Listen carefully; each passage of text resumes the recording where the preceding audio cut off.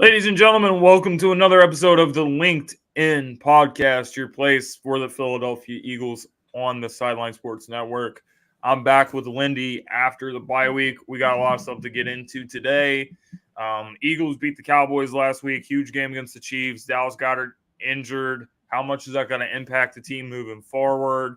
And we got a lot of other stuff to get into. Midseason awards. Who you giving the MVP this season to the Eagles? Who are some guys that have really shown out for this team? Lindy, what's up, man? How you been? I think we're both a little electric. We got a brand new day, brand new time. 40 episodes in on this podcast, and time has really flown by with that, man. So another 40 episodes to go. We got plenty more, man. We got plenty more. Yes, sir. We got plenty more to get into. So let's not waste any time. Let's talk about that win over the Dallas Cowboys, which was a very heart-racing, anxiety-filled game. So, few points that I want to touch on. The Eagles, it was a back-and-forth game for the most part until the third quarter. That's when the Eagles started to pull away, and we're like, okay, this is what we've been waiting to see. And then got to the fourth quarter, and things just kind of died out for them. They couldn't extend any drives in the fourth quarter. Barely had any yards, had no first downs in the fourth. So we pretty much escaped with a win, if we're being honest. We did everything that we could to have the Cowboys win that game, especially on the last drive when they had all those penalties and they pretty much got the ball all the way down there. But the Cowboys always get in their own way. So that's what we saw on that sequence. The Cowboys got in their own way. They could not cash in on that opportunity, so the Eagles escaped with a win. But I have to give credit where credit is due. Jalen Hurts showed his toughness. He got hurt in the first half, where whole city of Philadelphia was holding their breath. And then people wondered, are we going to see Mariota in the second half? Did not happen. You have Hurts come out, and he had an amazing drive in the second half. Touchdown pass to Devontae Smith. Such a great play. So overall, the team did what they had to do to escape with a victory. But going forward, especially in this upcoming stretch, starting Kansas City Chiefs, you're going to want to see a lot more consistency. You're not going to want to see things like that. But I do have to say this when it comes to this team. There's been a lot of times this season where if other teams were in this position, they would definitely lose. So as much as you can say there's concerns about the team, you also have to give credit and say this team is so good that even if they have some things go against them, they still find ways to win. So does that really say that this team should really be concerned, or does this say that the team can overcome things and still win? And I think that speaks to how good they really are. I think it's just the level of fight that the Eagles have produced and maintained throughout this season so far, and a lot of it stems from the strength of the group of guys as a whole from last year. They got unfinished business to attend to. Nobody enjoyed that Super Bowl loss. So going into this year, there's just a massive amount of motivation. There's a massive amount of change that has happened to a degree. New defensive coordinator, new offensive coordinator. There's just a lot of changes everywhere. But at the same time, it's kind of it's been for the better. So there's not a there's not a whole lot to necessarily nitpick when this is a team that's going through the changes. They're going through the punches. They're they're trying to make the necessary adjustments as fast as they possibly can. And this was more of a game where Dallas lost at their own expense, despite all of the terrible late game mistakes that the Eagles have made. And there was that pass interference. There's that pass interference call on James Bradbury. That was just like, my goodness. It was so Roughing the passer, Hassan Reddick. roughing the passer. Just a lot of just a lot of different calls that were so wrongfully timed. You're it's like a self, and even though it looked like the Eagles seemed to press that button, uh, I don't know. I don't know what the Cowboys were. I don't know what happened there. I mean, they just couldn't capitalize one bit. Um, and then you look at it statistically and what happened here with the numbers and all of that. Um, a lot has happened. A lot has happened. That's kind of like a 9 to 5 for the Eagles. Like it's just night and day. It's routine for them. Again, they're holding another team to under 100 yards rushing. Dallas could not do anything with it. Held to 73. Dak Prescott sacked 5 times. Anytime you can get consistent pressure on the quarterback, you're going to have a better chance of winning. We'll get to that in a minute with our recap later in the show. But a lot of these numbers of what we watched and what we seen was a very strong resemblance to how the Eagles looked week 2 against the Vikings. Jalen Hurts did not throw the ball very often. I think he was one completion better. So he was, I think, 18 to 23 for 223. This case, he's 17 to 23 for 207. No turnovers which is one of the biggest takeaways that I have for them offensively. And, unfortunately, we lost Dallas Goedert in this game to a fractured forearm, but we'll get to that one as well. There was a lot of, I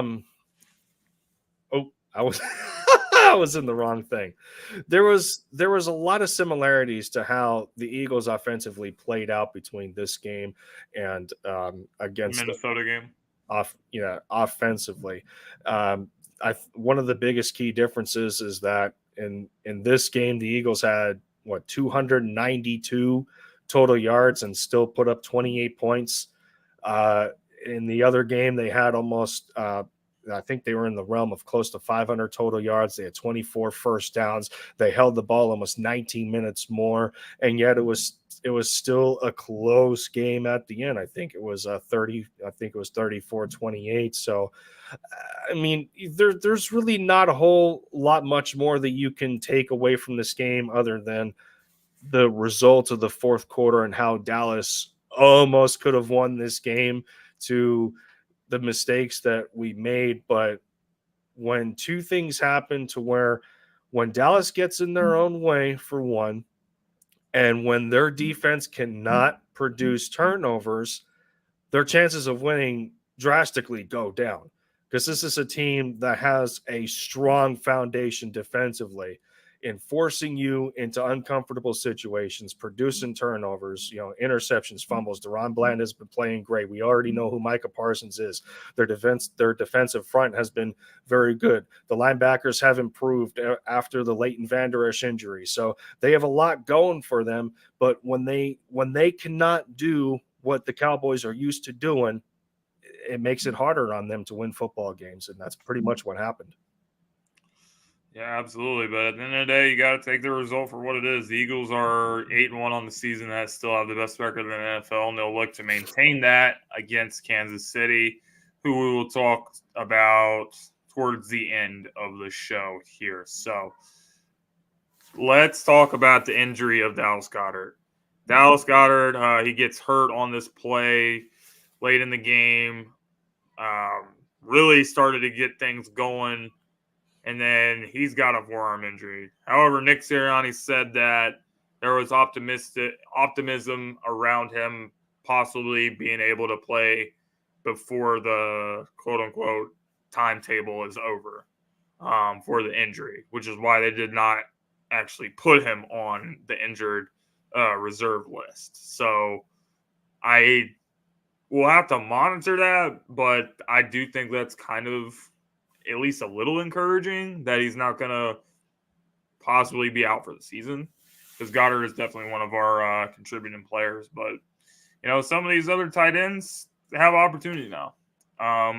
No, I don't think they're going to replace the production. I think the way the offense is played out is going to be different, and other guys are going to get more touches. Obviously, they've relied heavily on A.J. Brown this season as their top pass catcher, but Devontae Smith is still here.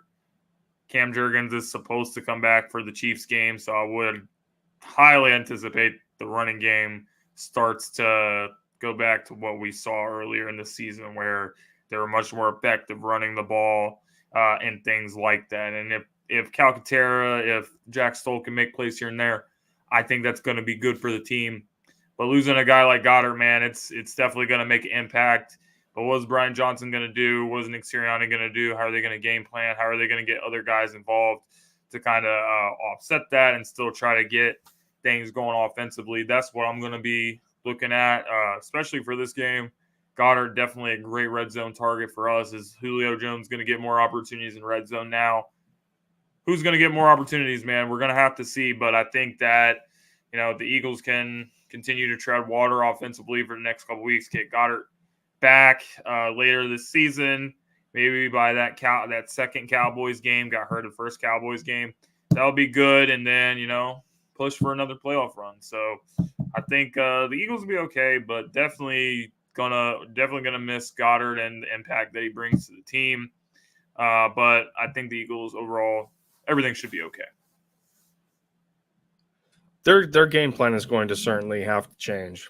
And I think there's going to be two places where it's going to have to start. Number one, in their receiver core, the rotation is going to have to be a little more physical. And you just mentioned on the fact that now that Julio Jones is on the active roster, we're going to have to see him. We're going to have to see him a little bit more on the field and use his size to our advantage, and line him up at the same times as AJ Brown, and then the sprinkle of Devontae Smith, because we already know how good he is as a route technician and what he is able to do on the field. AJ Brown is a threat no matter what, so it's going to be interesting going forward before the return to Dallas to see how teams attack us defensively. I don't think I've noticed a whole lot of double coverage on AJ Brown. I mean, here and there, it hasn't been very consistent on that part. And I think a lot of that has to do with how well your offense is constructed, for one, and two, the personnel that you have. A lot of teams can't afford to really stay in sort of a double coverage situation on AJ, because then you're leaving guys like Devontae Smith open who can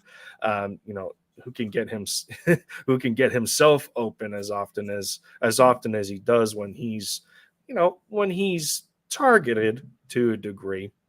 But I mean, if it ain't broke, don't fix it on that part. Now, the other wrinkle I'm going to have to watch is how well they're going to construct the run game. Outside of how good of a receiver Dallas Goedert is at the tight end position, this team loves running 12 personnel when they set up the run. Dallas Goedert is the best blocker at the tight end position on this team. So that's one thing that you're going to be missing, for one. Jack Stoll is good in his own right, but he's not Dallas Goedert. Zach Ertz was good in his own right, but he wasn't Dallas Goedert. We've seen this for quite a few years now. He's hard to replace in terms of the run game and being an extra blocker. So I know Albert O, being as big as he is, I think he's a better receiver than he is a blocker. So you're going to have to mix him in there a little bit. Grant Calcaterra, who you mentioned as well, he'll be coming back from yet, unfortunately, another concussion, which is the biggest reason why he left football in the first place. I think to be a firefighter. This was back in college. So I mean, if he continues to get through these concussions, we might see history repeat itself, unfortunately. So they have to make sure that he's taken care of in that regard.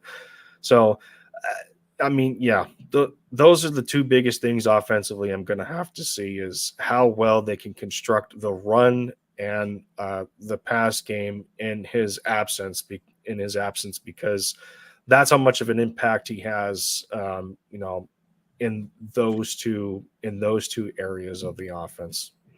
Yeah, it's definitely going to leave a mark. One of your best players. So definitely going to have to monitor what the team does in the meantime until Goddard is back. So, how about our midseason awards? Who's the MVP of the Eagles? Who's the defensive player of the year? Who's making the most impact on the team? We're going to talk about all that. So, I guess we'll start with MVP. So, you have to ask yourself the question: are you going to give it to Jalen Hurts or are you going to give it to AJ Brown for MVP?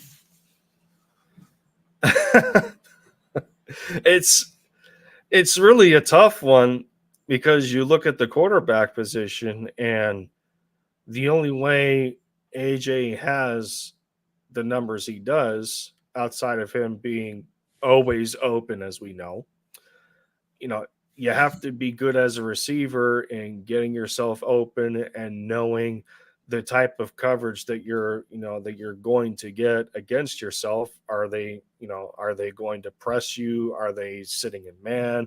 Are they going to zone it off, and you can find the voids and the soft coverage that way? But you also need a quarterback that can get you the ball, whether you're wide open, uh, have to throw you open, tight windows here and there. But I'm thinking about it, and I go to when Jalen Hurts was first a starter. I mean, yeah, he had, I'm not counting 2020, mind you, but, you watch what he was able to do with Devontae Smith, and he's Devontae's a completely different receiver, and then they bring in AJ Brown, and all hell breaks loose. So Pretty much. at the same time, it's also what a receiver does in terms of helping your quarterback play better. When you have a core of guys that you can trust to be consistent, dominant, and and all around play at a high level. That's what the Eagles have with AJ Brown. Because not only does he make the quarterback better, but he makes everybody else better in the receiving core, just because of the draw that one player has to allow other guys to get open. And I think that's where the midseason MVP comes in, is the overall impact of what one receiver can do for your offense. And that has been AJ Brown for the last two, 1.5 seasons. So I don't know how else you don't give him the midseason MVP from an So you're offensive giving it you're standpoint. giving it to AJ. It has to be him. Okay. Man, this is hard. This is really Yeah. difficult because we were actually discussing this last night on the gauntlet of who should be the NFL MVP at this point in the season. And Hmm. I was torn between saying, in terms of that, it's probably going to come down to like a quarterback. So I think it would be very difficult for AJ to win that. But I feel like AJ has provided the most value of any player on our team this season. So with that being said, I have to give it to him. Every single week he's being consistent. He's dominating. His streak ended. His 125-yard streak ended against the Cowboys.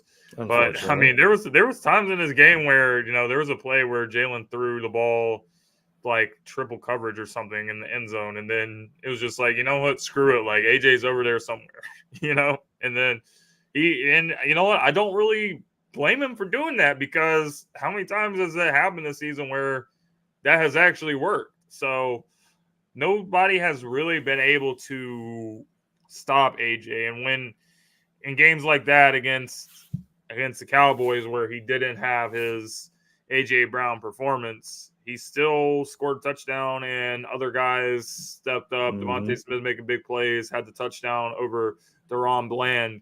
That was a beautiful throw. You have to say, yeah, it was incredible by Jalen as well. But you got to say that A.J. has provided the most value to the Philadelphia Eagles so far this season, which is why he has to be the MVP. So we definitely are in agreement on that. Let's talk about defensive MVP. Let me ask you this to further his case. Do you recall a single bad or crucial drop that he has had this year as opposed to last year? Because I don't. Not that I think that's one big area where he has improved. Well, actually, yes. He had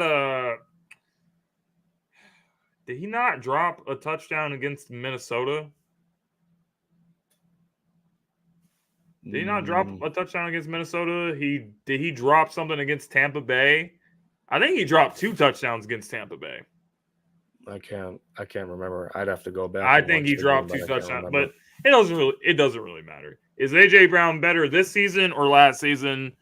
We know the answer to the question. But defensive MVP. There's 2 main guys that I think you could give it to.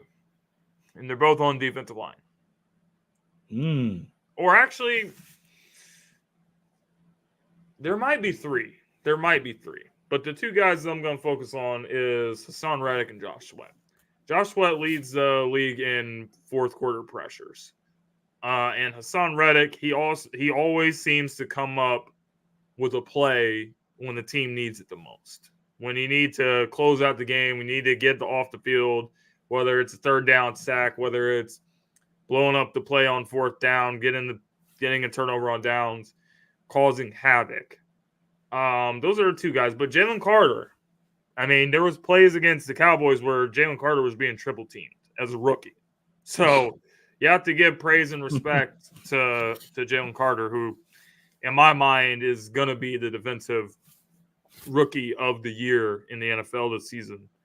But I have to, if I had really had to give it to somebody, I would have to give it to Reddick, just because of what I said. Anytime the team needs something, anytime that you need a stop, you need a play, he always comes up with it. He always seems to come up with the closing play. He calls himself the closer because these are the type of things that he does for the team. So if I had to give a defensive MVP, I'm giving it to Hassan Reddick right now. Late bloomer, I think from that perspective, because he was looking a bit shaky. Like, the to the beginning of the season, everyone's waiting for him. Like, where is he? And he's coming on pretty strong as of late. But I mean, you take it from the entire core of where the trenches are right now. 7.5 sacks so far this season for Hassan. The Eagles, I think, are top 3 in terms of sacks. They're either tied for second or they're third. I think they're top 3 in that regard, because I know the Chiefs are second with 31. And I'm trying to take this from a depth perspective, and I think both the defensive line, I think the edge rushers and the D tackles are in about the same position here. But this one's almost as hard as the offensive one, because you have more than one player that is really deserving of it. But when I look at this team and I look at the players that we have, especially the pass rushers, I don't think anyone has produced more of a presence for themselves from last year to this year than Josh Sweat has, because he's arguably the team's best pass rusher when they need him, especially early in the year. when we weren't seeing a whole lot of Hassan Reddick, and a lot of that had to do with his injury. I think as soon as the cast came off of his thumb, he went full force. So credit to him for that.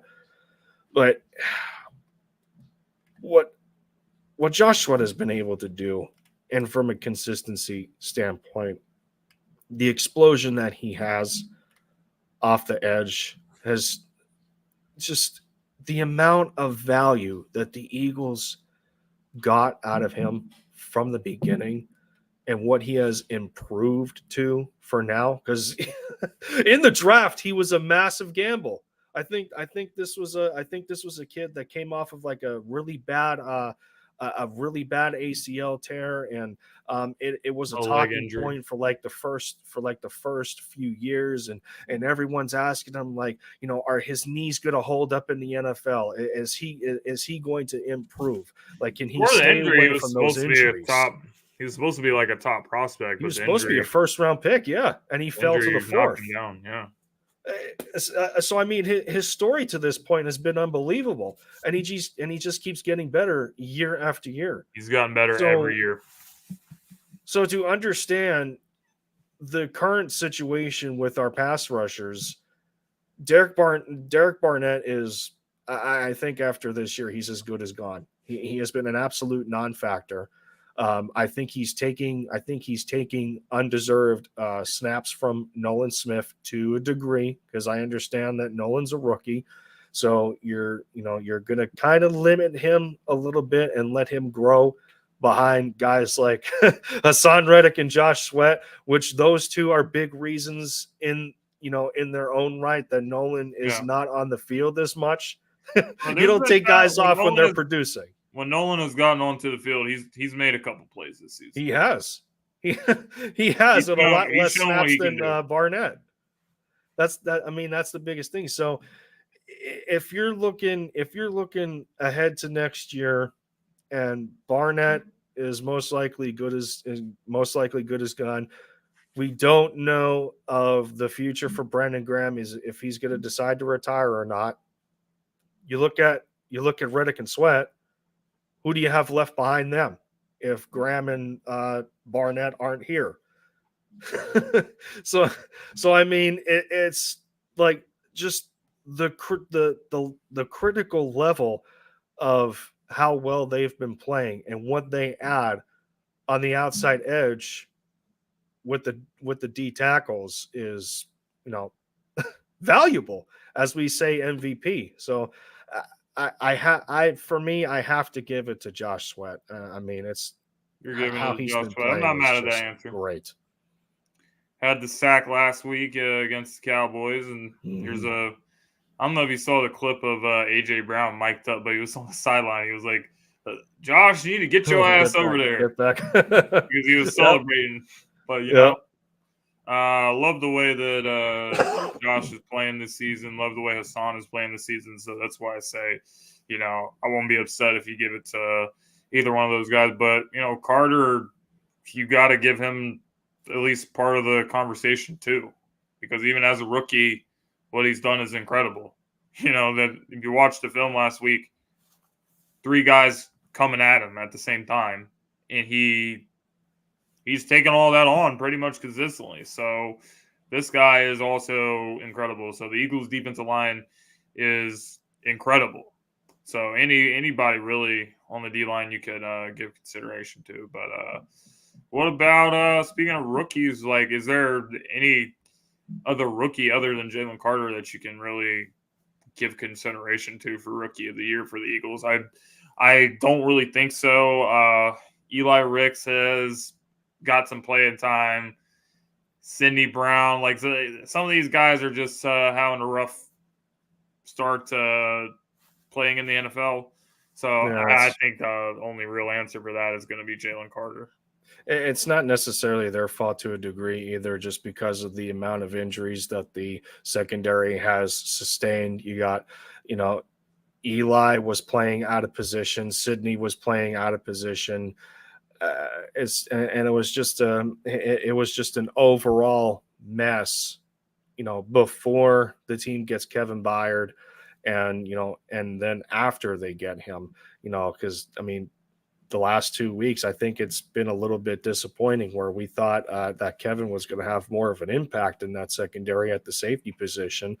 And, between he and Reed Blankenship, I think Reed to this point has been playing a little bit. I think he's been playing better than Kevin, but, I think a lot of the criticism is kind of warranted. Yes, I understand that, I understand that Kevin is a long tenured veteran, but to come in and expect somebody to make an impact right away after just 2-3 weeks is really not a an appropriate expectation, because they're still continuing to learn the defense, and they're trying to work through the injuries the same way as everybody else is.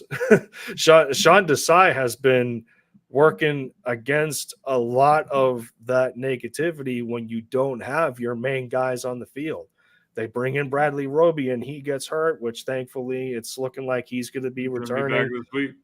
Avante Maddox is gone for the year, so the secondary has had too many instances where they have been depleted, and that just ruins the overall chemistry and cohesiveness that you're trying to maintain from a defensive standpoint, because that is your last level of defense when it comes to football. So, and unfortunately the linebackers are again in that same position too, with Nakobe Dean going to IR for what, a second time now. So we'll see what happens. I have a couple of thoughts on that for myself, but I do, I have thoughts on before we that. move on, Yeah, I do want to bring this up as well. I think special teams needs to be given their flowers for how much complaining we were doing last year in, like, what's Michael Clay doing, and like the number of mistakes they had last year. They had a lack of consistency and all of this, and we're looking for playmakers and special teams, and a lot of that has a huge impact on how well your offense does, where your special teams group sets you up on the field. Britton Covey has been great this year. Yeah, he's not returning anything for a touchdown, but he's had plays in a couple of games now where he's getting a decent return, setting his offense up close to midfield. And I think he's number one in terms of average yards a game right now. Britton Covey has made quite the story for himself, and I do want to give credit to him and Michael Clay as the special teams coordinator for really making a great improvement from last year. So we're talking about offense and defense at midseason. I think special teams belongs in the category of that kind of recognition too. well, to some degree, yes, but at the same time, I still get a little bit concerned when, especially like last week, when you give up like a big return and you set up like a short field for the opposing offense.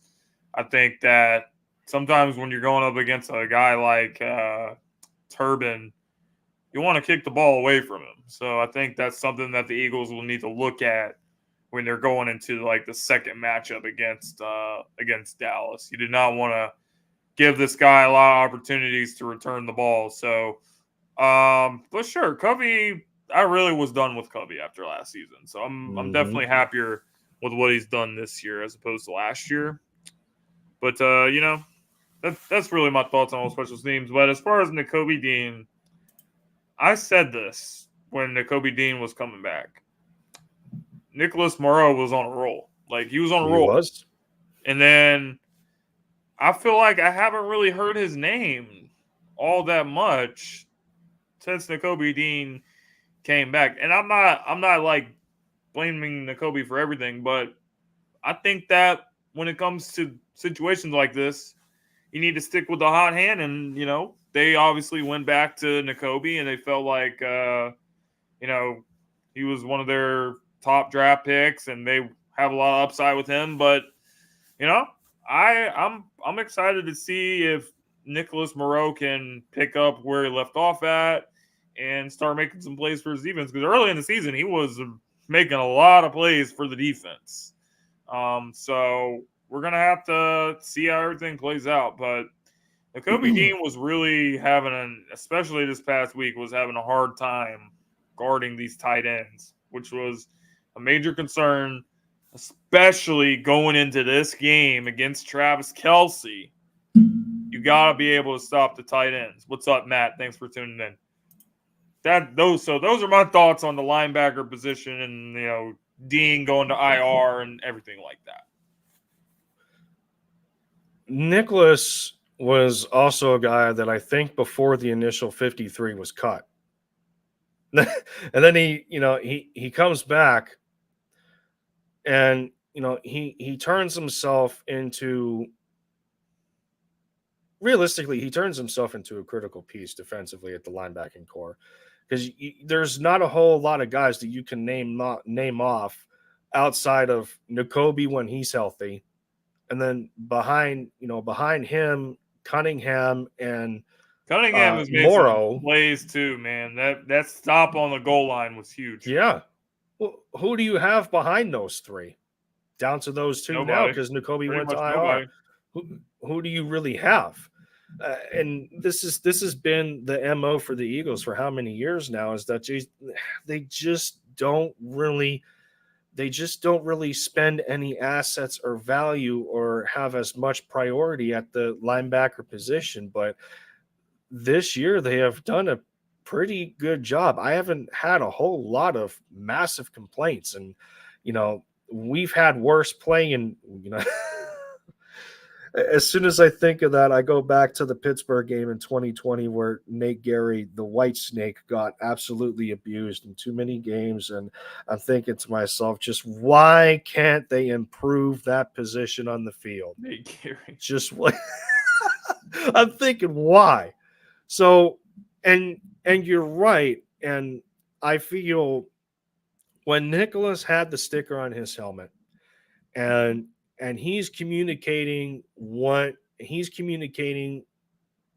coverage they're going to play, they looked a lot better in certain aspects than they did with Nakobe out there. And I think a lot of it has to do with Nick knows Desai more than Nakobe does, and just the level of veteran experience that he has built over the years. It kind of puts him in a little better of a position to have that kind of connection, where Nakobe's just trying to stay on the field and establish that a little better in his own right. But the luck he has had this year has been absolutely terrible.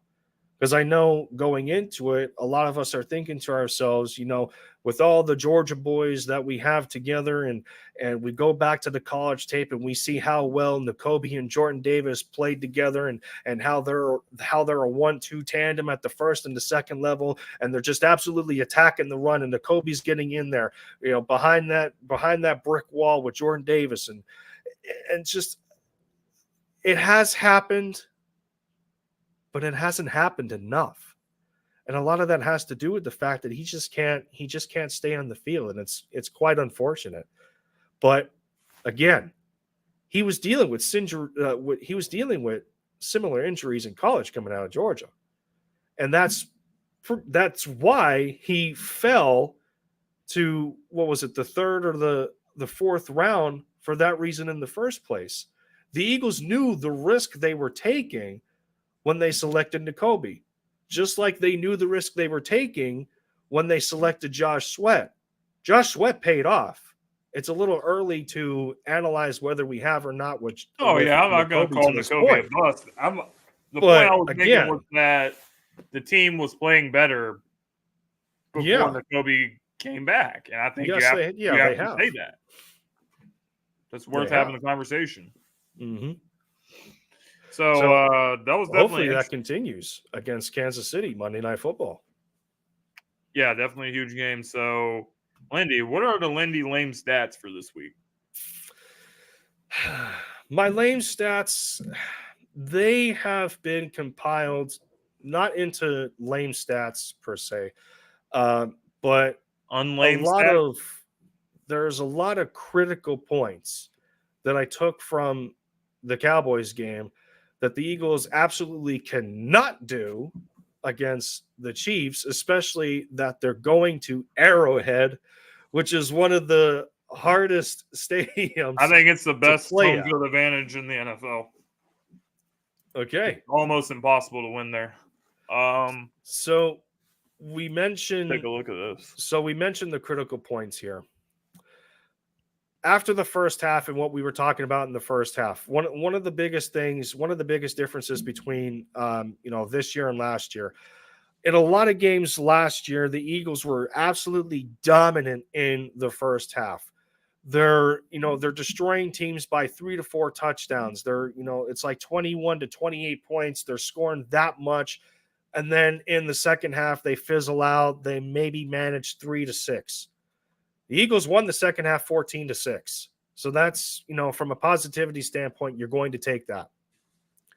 And again, if you guys have watched episode 2 of Linc'd In the End Zone, where I and Steven Hyder from Gate City Sports broke down a lot of these critical points, you can see those there as well. Because one of the biggest things that I brought up to him and I asked him about it is 3 of the 4 Eagles scoring drives lasted longer than 6 minutes. And I think, and we went over this, and I think a lot of people at a surface level don't understand how debilitating that is from an opponent standpoint, in which your defense cannot get off the field. So that just limits the amount of opportunities that you have in scoring the football. So 3 of those 4 drives, the Eagles took up 8 minutes, almost 8 minutes on one. They took up 6 minutes on 2 of those, and then the one that was 3.5 was the touchdown to Devontae Smith, because Jalen Hurts is just that guy, as well as Devontae Smith. And again, that was a beautiful throw. I mean, Hurts has been doing this just about all season to this point so far through 9 games. And then we talk about the fourth quarter again, James, and here it comes. 14 total yards the Eagles had in the fourth quarter. Dallas had 163. That can't happen. That can't happen against the Chiefs. Dak had 151 passing yards to Hurts having only 3. Literally 3 passing yards in the entire fourth quarter. If you allow the Chiefs defense to shut you down like that, that's not Dak Prescott on the other side. That's Patrick Mahomes. He'll make you pay more than Dak Prescott. First downs, 14 to 3. 5 of the Cowboys' 22 first downs came off of penalties. You can only imagine how many of those happened in the fourth quarter alone. The Eagles defense allowed 406 total yards. But on a positive side, in between the negative, yeah, you can read it there.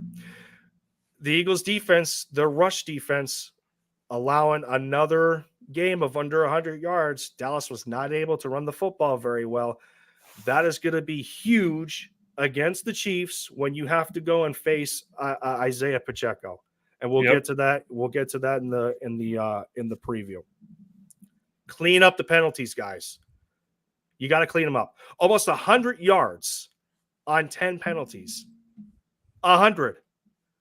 Again, this is a week-to-week league. You play that sloppy against the Chiefs, you're going to pay for it.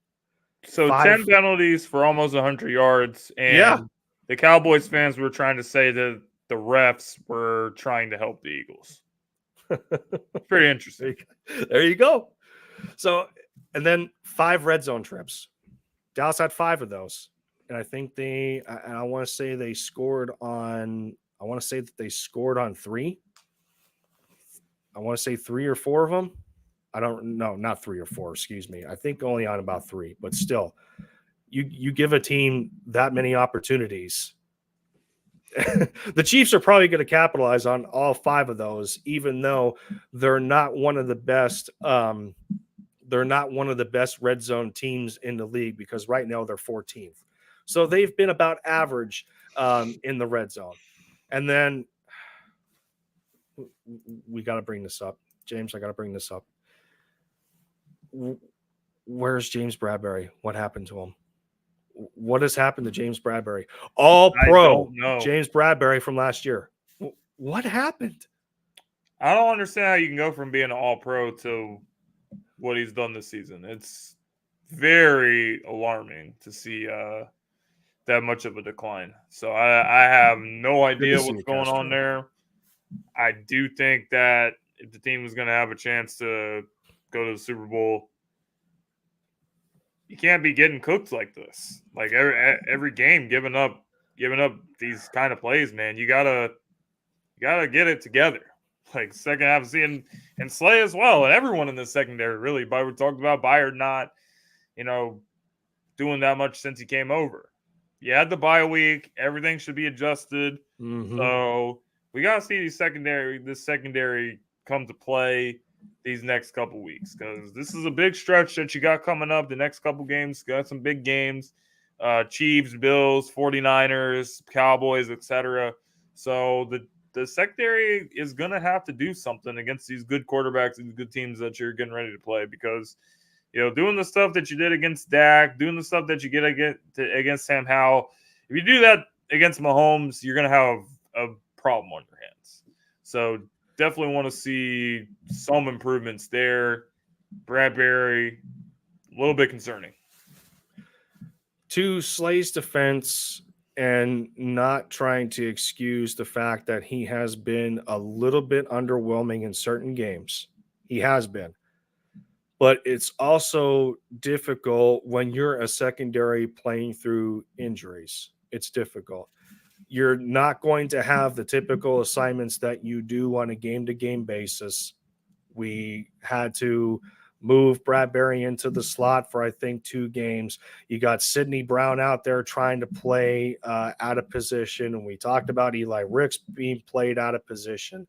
So, yes, there's a little bit of defense there. And the fact that against the Cowboys, Slay was your highest graded DB, I think, in terms of the corners. Or actually, I think between Probably the corners overall. and safeties, he was the highest graded at 83. And I think Blankenship was second. So Slay did have a good game. But when you have multiple guys trying to cover CeeDee Lamb and he goes for almost, 200 receiving yards? I think he had 191. But a lot of that was, dare I say, a lot of that was almost empty calorie because he didn't have a touchdown attached to it.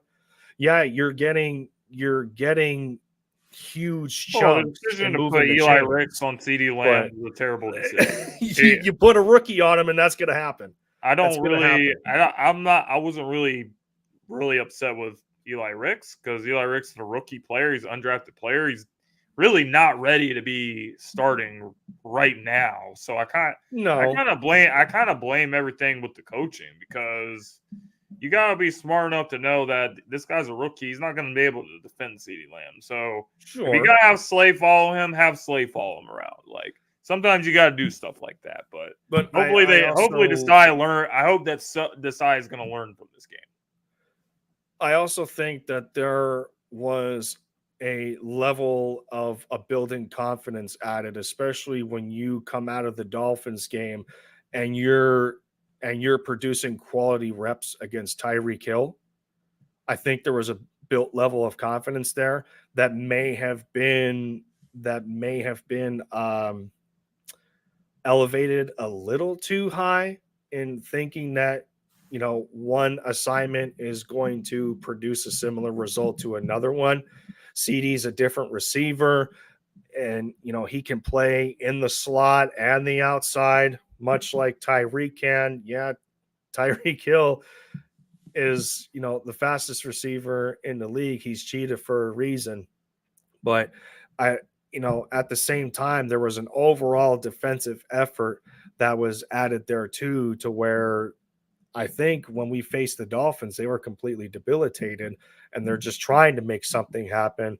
Whereas against the Cowboys, they have a system in place. They're seeing consistency, and they're taking better advantage at the Eagles' weak points defensively that the Dolphins weren't able to do. So you're kind of overshadowing a weakness and thinking it's going to be okay in another game that, you know, your next opponent is not going to miss on those opportunities. So I think that's what I think there was a little bit of that played into a lot of the reasons for Eli Ricks getting abused and Sidney Brown and so on. But all right, guys, so let's talk about this Kansas City Chiefs game. It's time. We got about 10 minutes left to end the show to talk about it. Ladies and gentlemen, this is going to be a huge game in terms of the MVP conversation. Because you got two quarterbacks. Obviously, this was a rematch of the Super Bowl. You got two of the best quarterbacks in the NFL right now. You got Mahomes and you got Hurts. And I think this is going to be something that the voters are going to look at this game and, who wins and who loses. And, if Hurts has a great game, if Mahomes has a great game, I think this is going to be big for that. But I just wanted to throw that out there before we get into it. Here's what I have to say. Here we go. Last couple games. Go ahead. No, I said here we go to what you have to say. This is what I have to say. First of all, this is going to be very difficult for the Eagles to win this game. I think the Eagles are going to have to play at the best level that they played this season to win this game. Few reasons I say that. Number one, Arrowhead. That is one of the most difficult places to go and win a football game. That stadium is so loud and crazy, and it's a primetime game. The atmosphere is going to be crazy. This is a playoff atmosphere that you're going into. So it's going to be crazy, for one. Second of all, Andy Reid is 4-0 against the Eagles, including the Super Bowl last year. Mm-hmm. Andy Reid is the best coach in the NFL. And I don't really think that even if the Eagles have a perfect game plan, you can have a perfect game plan. I don't think that you're going to outcoach Andy Reid. Andy Reid has to outcoach himself, which we have seen over the years he has done. He has outcoached himself when it comes to trying to do too much and, having bad clock management, which he did with the Eagles and has done with the Chiefs as well. But Andy Reid is an amazing coach. He's going to scheme up plays. He's going to try, if he sees a matchup that he can exploit, he's going to exploit it. So it's going to be a game of adjustments.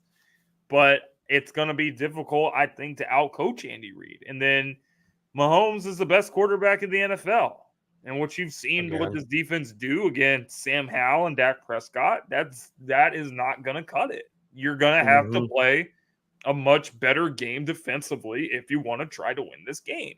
If you keep giving Mahomes all day in the pocket and, just let him pick you apart, you're probably not even going to have a chance to win this game because the offense is going to probably have to score every single possession on the field. And Kansas City has a good defense. I know their offense is not lighting up the scoreboard like we're used to seeing Kansas City do, but defensively, they are very good. They are very good defensively. It's a good defense the Eagles are playing. Everything. It's a tough game to win on the road. But at the same time, this Eagles team is good as well. This is a good Eagles team. We got a good quarterback. We got players as well.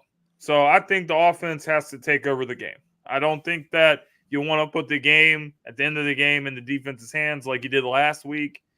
If you get a chance late in the fourth quarter and you have the ball and there's a few minutes left, you have to take over the game. You cannot let Andy Reid and Mahomes get the ball back with a couple minutes left or a minute and 30 seconds or whatever it was against Dallas. You cannot let that happen. You have to play sound offensively. You have to control the clock. You have to put points on the board. You can't make mistakes, penalties. If you take care of the business, then you're going to have a chance to win.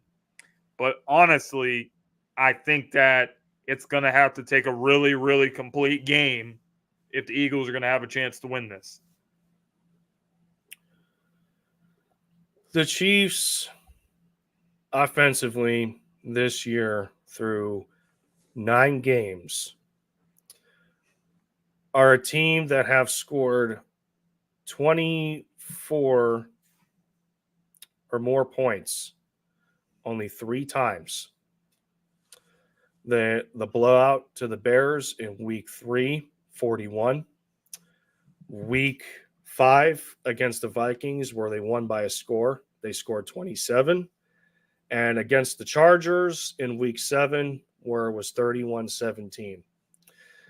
They're not as offensively dominant as you were saying as well that we're used to seeing. But a lot of where they're making up for that comes on the defensive side of the football when both teams aren't going back and forth blow for blow.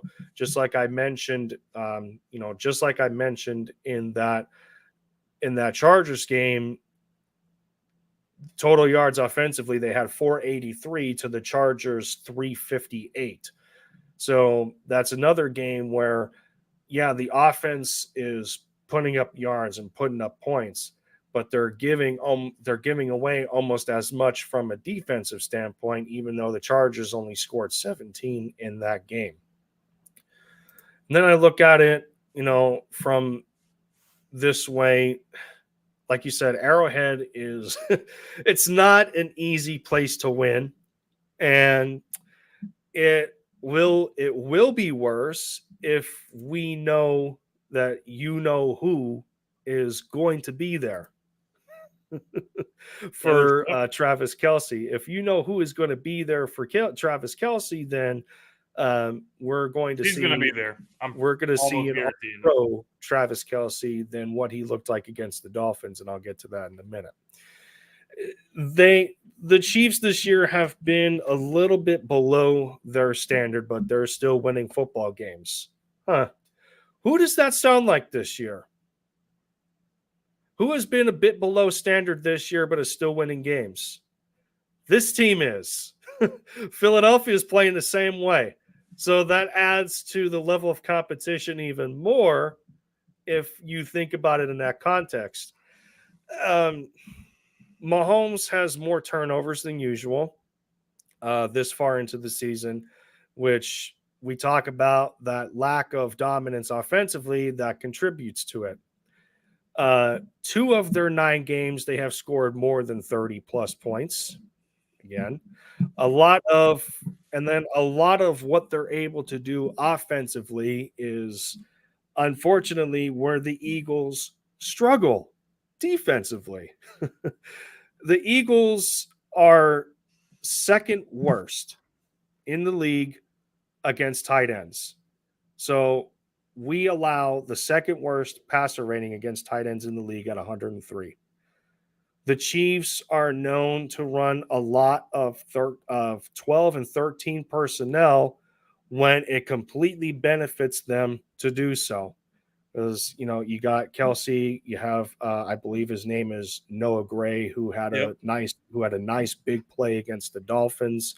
And I forget their third tight end, but you get the point. From an average standpoint, Kansas City is also the second best defense in the league on points allowed, 15.9 through 10 weeks. 10 weeks.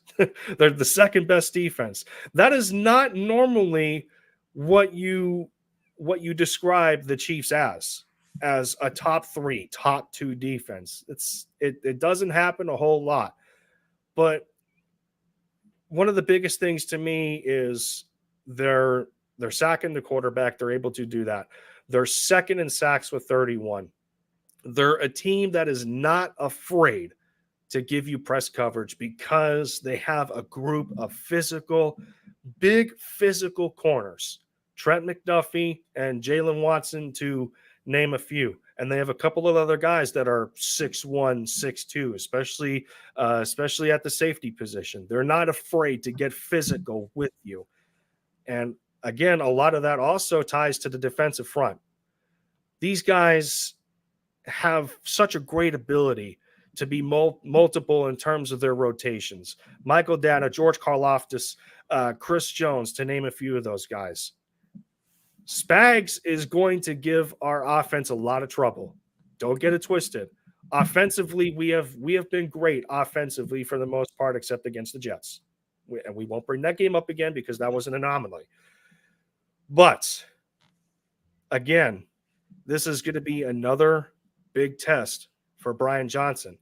And Brian has passed a decent amount of tests so far, going against Todd Bowles, Brian Flores, Bill Belichick's defense, and now he has to deal with Steve Spagnuolo. So with the improvement that we have seen from an offensive standpoint, particularly in the red zone efficiency, who would have thought that we'd see it at just about the right time? The Eagles were great in the red zone against Dallas. Jake Elliott had 4 extra points. He didn't kick a single field goal against the Cowboys. That's a huge positive, especially against the Kansas City defense that is allowing 16 points a game. So with that said, we already went through the critical points. We already understand that the Eagles had no better time for a bye. Cam Jurgens is returning, most likely. Cam Jurgens returning. The practice window was opened for Justin Evans. Bradley Roby looks like he's going to be possibly ready for this game. Nick Sirianni, I think he was saying in a press conference, he was like, "We'll see." So you're not gonna pull the wool over my eyes, Coach. We all know that Bradley Roby is going to be ready. This is the biggest game of the year for the Philadelphia Eagles. The absolute biggest. If you can go into Arrowhead and beat the Chiefs in their own building and get to 9-1 as the best record in all of football, you know how big of a statement that is going to produce for your football team Monday Night Football in front of everyone. Massive. It's massive. Jalen Hurts. What he said against Dallas, man, this still resonates with me so much. For this team, for this city, I'll do anything.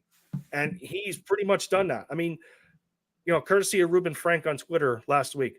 Look at Hurts and Mahomes' numbers since last year, 2022. And for how often Hurts has not been considered as a top level quarterback as he has been, he's still being undervalued. And just look how similar these numbers are, record wise, how close they are. Passing and rushing yards a game, interceptions. Hurts has less than Patrick. Completion percentage, the similarities, man, it's unbelievable. So, do you think Jalen Hurts is? It keeps going. Do you think Jalen Hurts is top 2 quarterback in the NFL? Meaning, like guys like Joe Burrow, guys like Josh Allen, who's really been struggling, Lamar Jackson. Josh Allen is. You think he's better than anyone? Do you think? Would you take Mahomes or would you take Hurts over any quarterback not named Mahomes right now? I mean, from a consistency standpoint, why don't you? Because not only do you need a good quarterback, but you need a good coach. Look at what Nick Sirianni has been doing. Look at a couple of tweets here, courtesy of Brandon Deeg and Brandon Lee Gowton. Sirianni since 2021 is 31-12 from that class of coaches that were hired 2 years ago. But again, like he said in the tweet, everyone still wants to bring up that opening press conference, making a complete you-know-what out of him and thinking he's not cut out for this job. Who's laughing now? The flower analogy, the garden analogy. Who's laughing now? This coach gets his team to the Super Bowl in just 2 years. Yes, unfortunately, we did not win. But that level of dominance does not come from nowhere. It's a leadership standpoint. The coaches that he joins on this list, there's no other adjective to use other than impressive. Same thing with Jalen Hurts. Look at the quarterbacks he's joining statistically. Brandon Lee Gouton again, courtesy of these tweets. Look at this. I mean, the numbers speak for themselves. But to conclude the preview here, as we're building up Jalen Hurts and we're building up Nick Sirianni, we seem a little high and mighty right now. Are they going to Arrowhead and beating the Chiefs? Do you have them winning this game, James, or no? You might have convinced me a little bit that we can win this game. But during this whole week, I was saying that I felt like we were going to lose because of all the reasons that I said. I said that I don't think that the team is going to be able to deal with Travis Kelce and Andy Reid and Mahomes and on the road at Arrowhead. But I think you might convince me a little bit. I think that Jalen Hurts is healthy. We didn't actually talk about this during the show, but the knee brace is off. Yeah. And I think that's something that you don't talk about when it comes to this offense is how much that element that he provides running the ball is going to make a difference. So that's going to actually open the door for the running game because people are going to be crashing down on Hurts. And then next thing you know, DeAndre Swift is running down the sideline and he's gone because you just can't catch him. I think the Eagles are going to win a close one in the Super Bowl. I think the Eagles are going to win a close one, 31-28. That sounds about right to me. That was the exact number that I had in my head too. This Eagles offense is going to put up points, but they have to do it in a way that's a little bit unconventional because they're not going to have Dallas Goedert because Dallas Goedert was a huge impact player in the Super Bowl for one. Who was also a huge impact player in that Super Bowl because of his ability to run, and somebody that has that brace off now, Jalen Hurts. Leading rusher for the Eagles. The biggest thing to me is going to come from a defensive standpoint. In the point of that I brought up that the Eagles are second worst in terms of defending tight ends. Patrick Mahomes loves Travis Kelce. So, I mean, there's three guys that I'm going to look at specifically for the Chiefs and whether they dominate our defense or not. There's three guys that I'm looking at. Isaiah Pacheco in the run game. If the Eagles can stop him consistently, that's going to put a little more pressure on Mahomes. But they have to pressure him.